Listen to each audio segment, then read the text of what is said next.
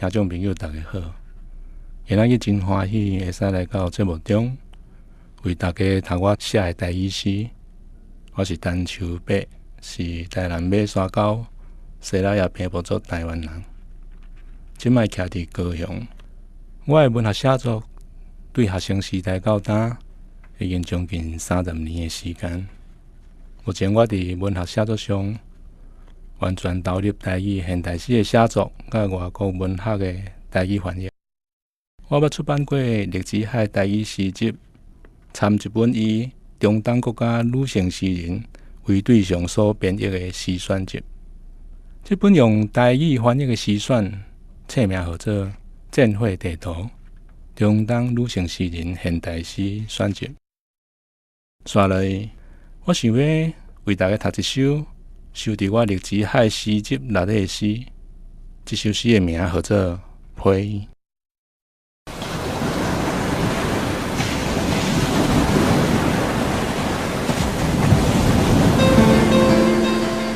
批接着伊的批，批拢是水蓝色的。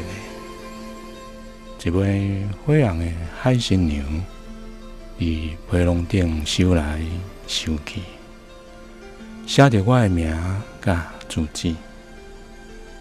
伊的住所起先是伫一片沙坡顶，后来是一只竹牌啊，轻轻爬过镜面的鱼缸。伊的喙唇是两片光细细的赛道纸，面伫空虚的希望顶。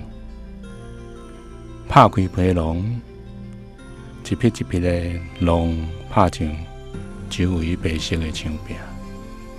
海鸟叫来风，像袂赴上体育课的学生囡仔，走过草色的运动场，拍落我桌顶的诗稿，一零一零淡湿湿的影，加滚一蕊一蕊的水花。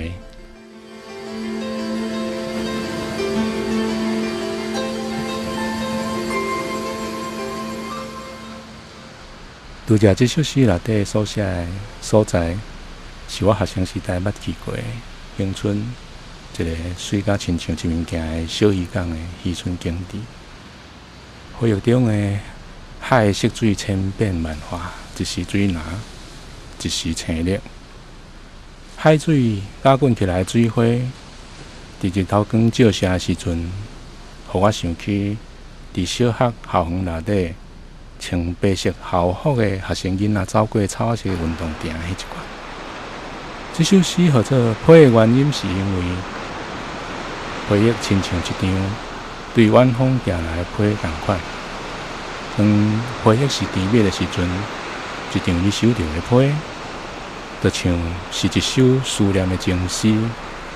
这是一首描写渔村景色的诗，也是一首我回忆青春的诗。